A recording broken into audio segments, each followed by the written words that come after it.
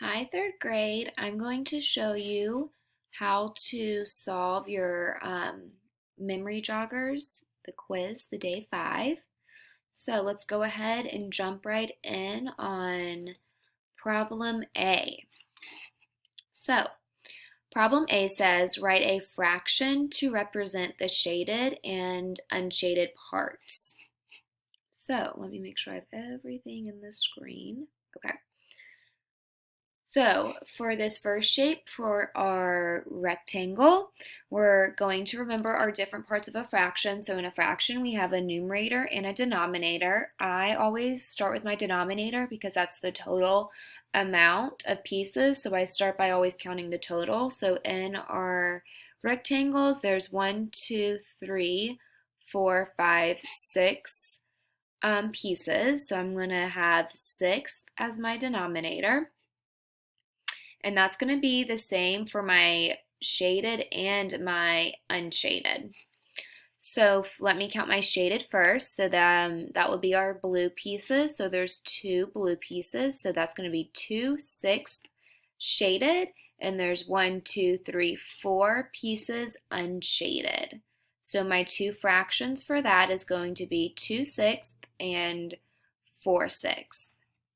Now, for my square is partitioned or broken up equally into 4 pieces. So in fractions, that would be fourths. So I'm going to write that. And as you can see in this square, there are 2 pieces that are shaded and 2 pieces that are unshaded. So both of my fractions are going to be 2/4 or 1/2. And for my last shape, that is an octagon. An octagon has 8 sides, and it just happens to be that this octagon is partitioned into 8 pieces. 1, 2, 3, 4, 5, 6, 7, 8. So I'm going to write 8/8 as my denominator. And then we can count up how many pieces are shaded. So for my shaded pieces, 1, 2, 3, 4, 5, 6. So that's going to be 6/8. And for my unshaded pieces, that's going to be 2. So that'll be 2/8. Alrighty. Now for problem B. Problem B says find the area of rectangle A and rectangle B. So we're going to focus on that word area. I know area is length times width. Oops. So for my first shape, my shape A over here, we have our length and our width already labeled for us, so we're simply just going to plug in 7 times 4. And you can do any of your multiplication strategies to solve that. You can draw an array with 7 rows and 4 columns, or you could do repeated addition. You could do 7 plus 7 plus 7 plus 7 to get your answer, and if you did that correctly, your answer would be 28. So rectangle A is 28. We're going to do the same thing with rectangle B. So down here, let's do rectangle B. We're going to use the same formula, which is length times width. So we are going to do 3 times 4. Once again, using any of your strategies. This one you can count by 3s, skip count by 3s because that might be easiest to do 3, 6, 9, 12, and you would get 12 as your answer. Oops, I'm going to have to rewrite this because I'm running out of room. 3 times 4 equals 12. So for rectangle B, the answer is 12 square inches. We can't forget about our units. Our units are inches, and for area, they become square inches, or if it was feet, it would be square feet because we're multiplying length times width. All right, problem C is probably the more complex problem out of all of them. So let's jump into that one. It says Taylor and Emma are working on a project. They need 1,000 beads. Taylor has 285 beads. Emma has 427 beads. How many more beads do they need for the project? So this is actually a two-step problem. There's two parts we need to do to solve. So for our two-step problem, I'm going to stick with what I know first. I know that Taylor has 285, and I know that Emma has 427. So I'm going to take those two numbers and I am going to add them together to kind of figure out how many beads we have. So to do that, I'm going to use the place value strategy. So I'm going to break apart my number. I'm going to first add the 100. So I'm going to add 200, whoops, and hang on for my writing, 200 from the first number, 285, and then I'm going to add 400 from my second number, whoops, and I'm going to get 600. Now for my next part, I'm going to go to the tens, and I'm going to pull out 80 from 285.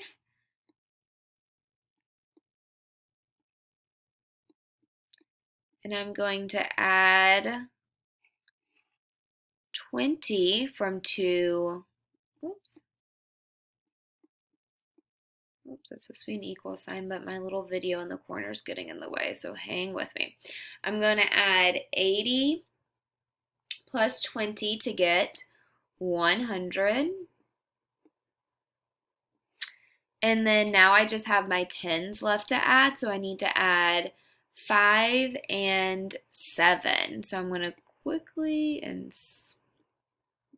squeeze it in down here. 5 plus 7 equals 12. So now it's kind of easier to add those two together because I know that 600 and 100 equals 700. That's easy to add. And now I just need to add my 12. So that would equal 712. So for my first part of my number, the first part of my problem, I have 712. But we are not done there because, like I said in the beginning, it is a two-step problem. So if it asks for how many total beads the girls have, then that would be your answer. But my question is how many more beads do they need for their project? So I know that from the beginning of the problem they need to have 1,000 beads. And right now we're at 712. So we kind of need to figure out how many more. So you can do this a couple of ways. I'm going to show you how you should have set up your equation. So you can take 1,000 and you can kind of subtract out 712. And to see what you get, you can use any of your subtraction strategies for that. Or my personal favorite strategy for this is instead of subtracting, I like to count up to my total because it's easier for me to count to 1,000 than to subtract from 1,000. So I would do an equation that looked like 712 plus what equals 1,000. And when I'm doing that, my strategy I would use for that would be I would draw a number line. On one end of the number line, I would write 712. On the other end, I would write 1,000, and I would count up until I get to 1,000. Either way, if you subtract or if you count up, you would get 288 as your answer. 288 would be the answer. That's how many more beads they need for their project. They need 288 to get to 1,000. Alrighty, let's work through our last problem D, and I'm going to kind of scroll up so you can see all of problem D.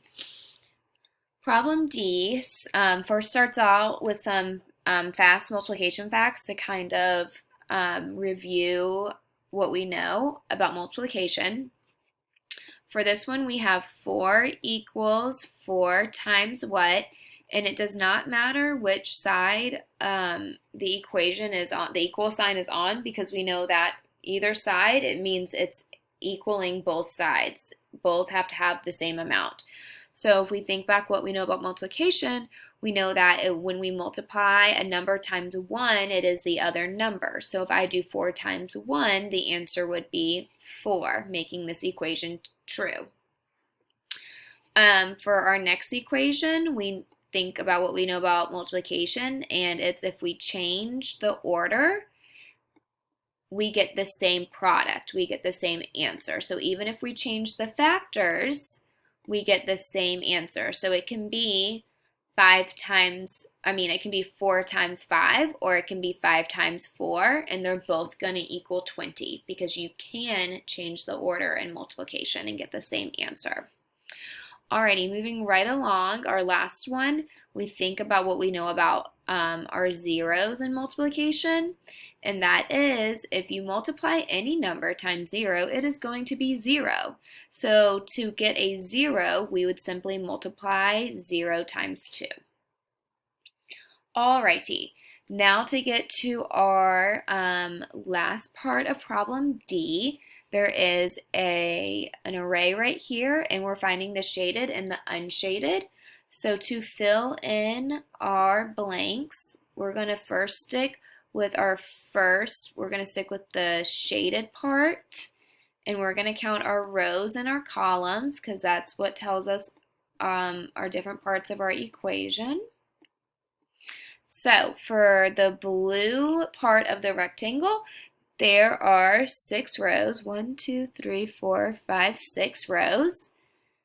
And for the columns, there's 1, 2, 3, 4. So that would be 6 times 4. And you can do any of your multiplication strategies to get to that answer. And if you get to that answer, it would be 24. Now let's get to our second part. Let's get to our unshaded. We have the same amount of rows, 1, 2, 3, 4, 5, 6, but we have less columns. We only have 1, 2, 3 columns. So that would be 6 times 3, and once again, you can do any of your multiplication strategies to get 18.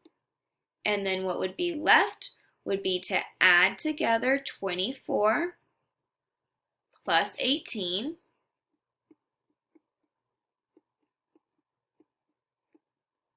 And you can use any of your strategies. And your answer to that would be 42. 24 plus 18 equals 42 would be your answer. Alrighty, you can double check that, of course, by counting your squares inside of your array. Alrighty, friends, thank you for checking your answers. Now go ahead and try the exit ticket that will be linked right here in just a moment.